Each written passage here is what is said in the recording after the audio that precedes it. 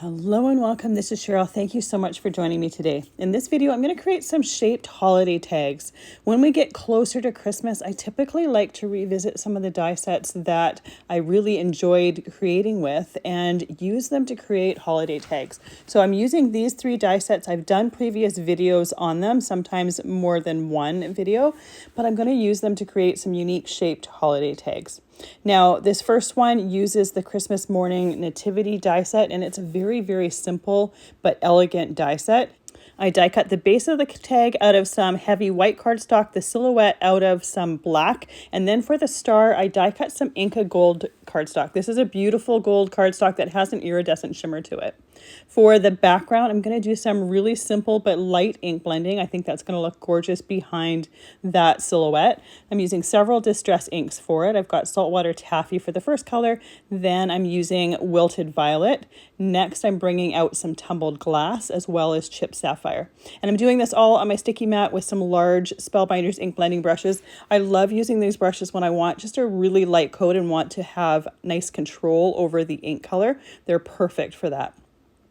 So the last color is that Chipped Sapphire, and I'm going to do it on the top, but I'm also going to go around the outsides to it just to add a little bit of shading and dimension towards the sides. I'm not doing any towards the bottom because I don't want to completely cover that Saltwater Taffy. Unfortunately, I got a little bit of that Chipped Sapphire on my fingers, and I did a little bit of ink smudging when I lifted that tag off of my sticky mat. It's okay, most of the silhouette covers it, and the only part that's not covered, I don't think it's really as noticeable. So for my black silhouette, I'm taking some of the Lisa Horton gold ink. This is one of my favorite gold inks. It's one from her limited edition sets. And I'm just doing some ink blending on the star rays as well as a little bit of light ink blending with that gold on their heads as well as little baby Jesus. So once that's done, I set that aside to dry and we're ready to start assembling our tag. There's very few pieces of this die set. There's only the 3 pieces. So it's going to create a very simple tag, but there's going to be a lot of real estate on the inside that you can write a large message if you want, or you could even stamp a message on the inside. For these tags, I don't do any stamping of sentiments or adding any sentiments, but you certainly could if you wanted to. So I'm using some Barely Art glue in a fine line bottle, put it all over that back, and then I'm putting acrylic block on top of it just to hold everything nice and flat. I'm also using that same Barely Art glue on to glue down that star, and I just love that really shiny gold with that iridescent color to it. It's absolutely beautiful. So there's the front of our tag. Now I have another piece of this outside part die cut out of that same thick white cardstock, and I'm going to score it close to the top. It doesn't really matter where you score it here. I wanted to make sure that I had enough room that I could attach that front to the back and make sure that there was a nice hinge to it. I'm using that same Barely Art glue again, going to line the two of them up together and then let that glue dry. Now, it's not a tag if it doesn't have a little cord or something to hang it. So once that is completely dry, I'm taking my Crop-A-Dile tool. This has 2 different holes that you can punch, 2 different sizes of holes that you can punch. I chose the smaller one, and then I just have a piece of gold cord that I'm going to tie through there. You could have also, and this was an afterthought, taken some strong double-sided tape between those where the front of the tag and the back of the tag meet, and then put your ends of your cord in there before gluing the front and the back together.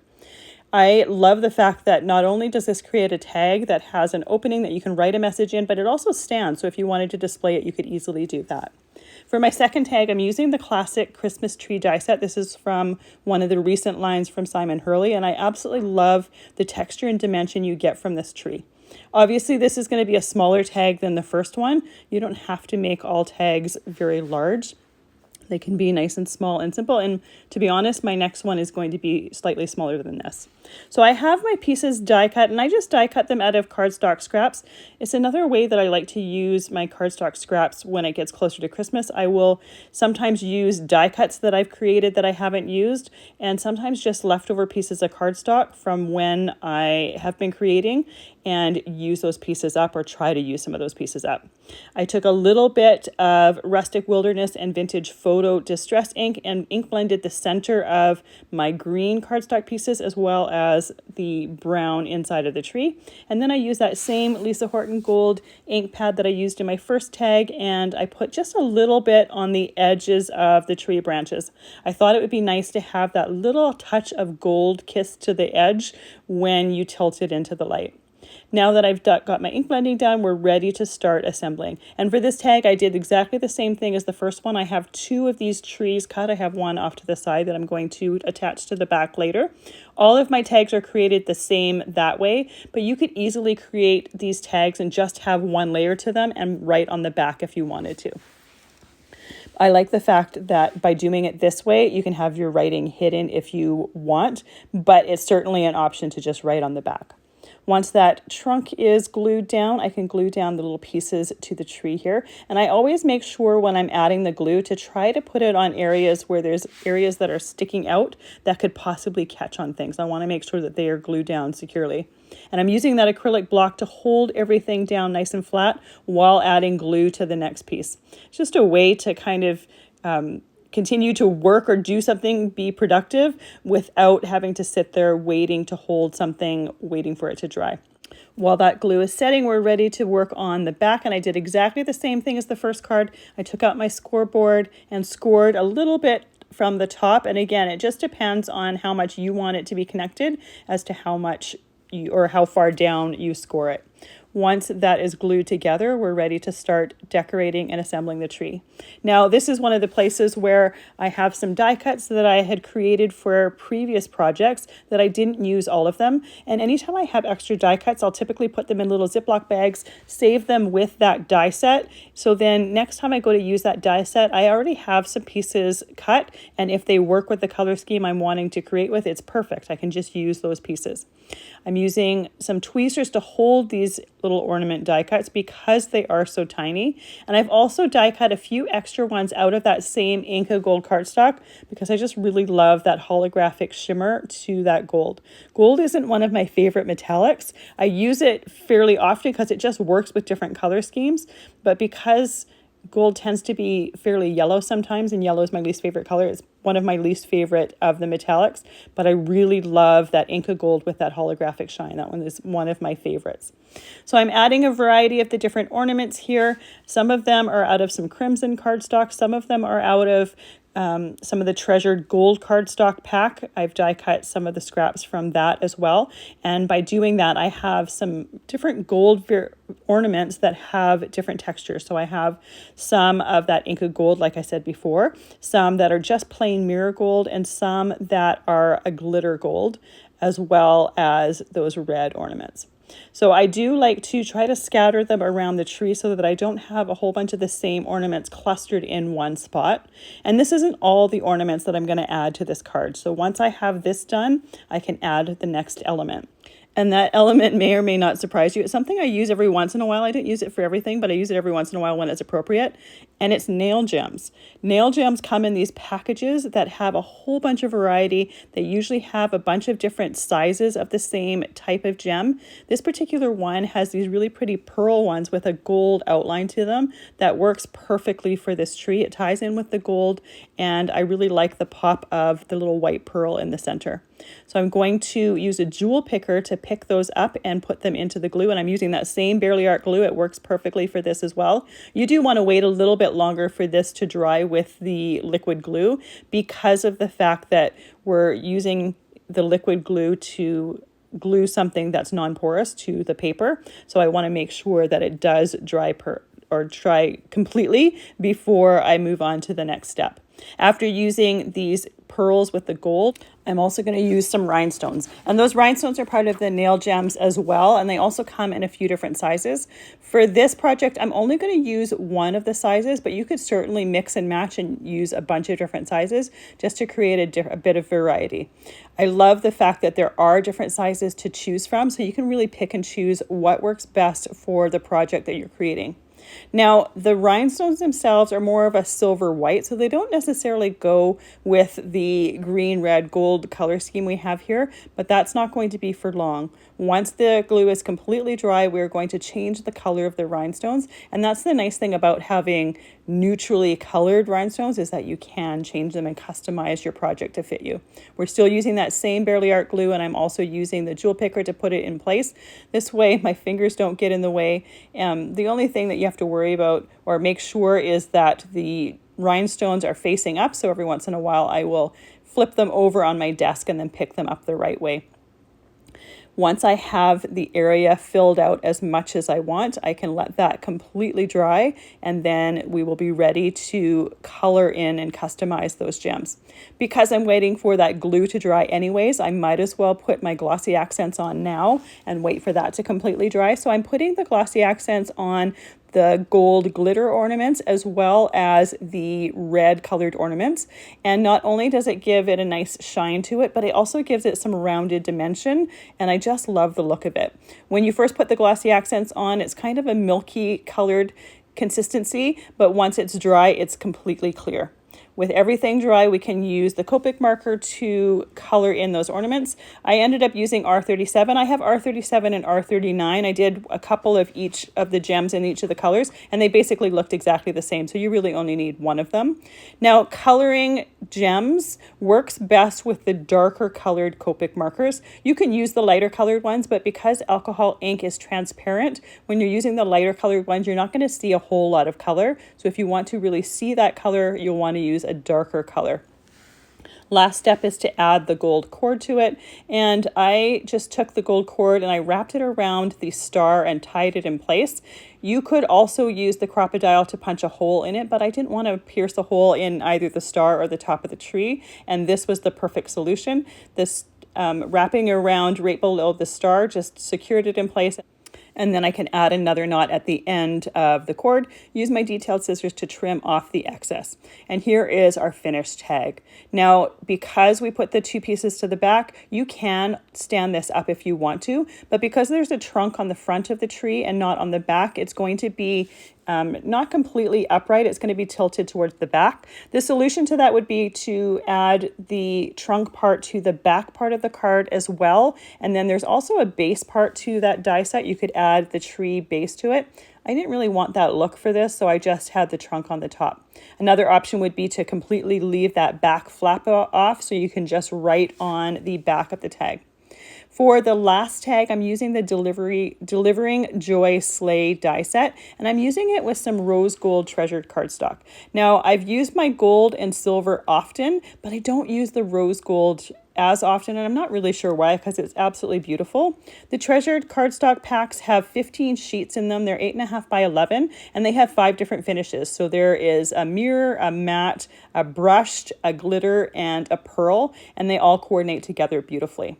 So I'm combining them with some Bearly Peach cardstock, and it works beautifully with that Bearly Peach cardstock. The rails, or the bottom part of the sleigh, I die cut twice for each one of the flaps of my sleigh here. You can see this tag is going to be even smaller than the tree, and you could eliminate the back flap to it, but when I get to the end, you'll see why I chose to do the flap to it. I wanted to be able to display the tag, and this was the best solution. So there is going to be a little area to write on the inside of the tag. It's not something that you would want to write very much on because there's not a large area to it, but I just love how it looks with that rose gold. So once the sleigh rails, or whatever they're called, at the bottom of the sleigh are dry, I'm going to glue the second one that I die cut to the base of it. I wanted those rails to have a little bit more stability to them, and I wanted to be able to see that rose gold from both the front and the back. If you didn't worry or want to or need to see that rose gold from the back, you could also use some thick white cardstock just to add that stability to it without using up more of your specialty cardstock. That's another option as well. I did make sure when I die cut the second one to die cut it so that the rose gold color would be showing from that back there. Once I have both of these pieces done, I can take out my scoreboard again, use my Teflon bone folder to score close to the top. And I'm trying to be as close to the top as possible so that I don't lose much of the inside of that tag. So there's a really tiny flap here, but that's okay. It's going to work. Then I'm going to use that Barely Art glue, put some glue on that top there, and then put the two of them together. And then I have some sewing clips that I'm just using to clip them together, so that will hold them perfectly in place while it dries. It really doesn't take too long, but it does take a little bit longer than just 2 pieces of cardstock because there is that coating on that rose gold cardstock. To add a tag to this, I'm using the larger hole from my Crop-A-Dile, punching a hole in the top, and then I have some green ribbon that matches some of the green die cuts that I'm using for the floral arrangement on the front.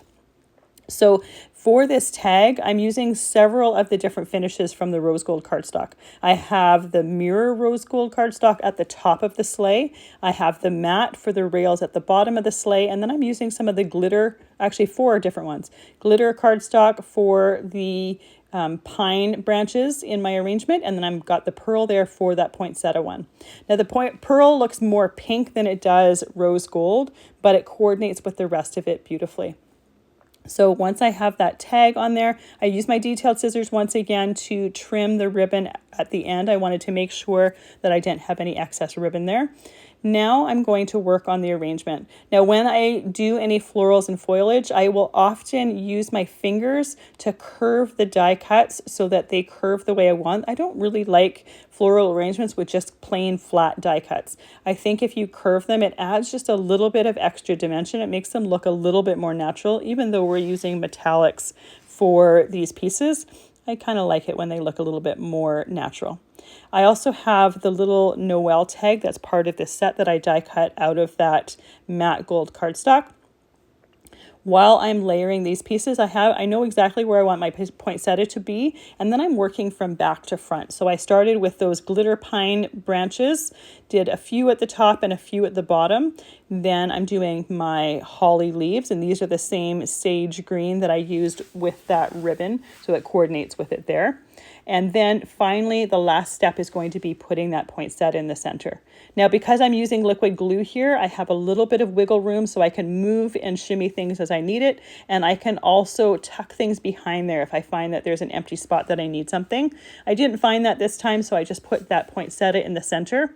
Now, the cool thing with these nail gems that I've been using is there are some colored ones of those pearls as well. And there just happens to be a peach colored one with that gold rim around the edge. That was the perfect finish for this poinsettia. So I used that same glue, put that in the center, and I just love how it really finished that off. I could have used one of the rhinestones as well, but knowing that there was a pearl one that just matched perfectly seemed like a wasted opportunity if I didn't use it.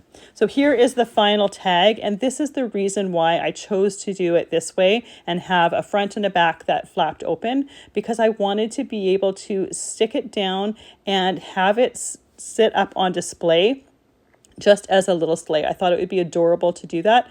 Personally, I would probably cut off the ribbon because I think the ribbon looks a little bit weird when it's on display like that. But the ribbon is also important when you want to add a tag to a package to secure it. Then we have our gorgeous tree tag that has a ton of dimension and texture to it. And then finally, our very simple but elegant nativity silhouette. I absolutely love all 3 of these tags, and they just make some unique finishes to your gifts and just a great way to use your supplies once again. Thank you so much for joining me today. I really appreciate all of the time that you spend with me. I hope you have a fantastic day.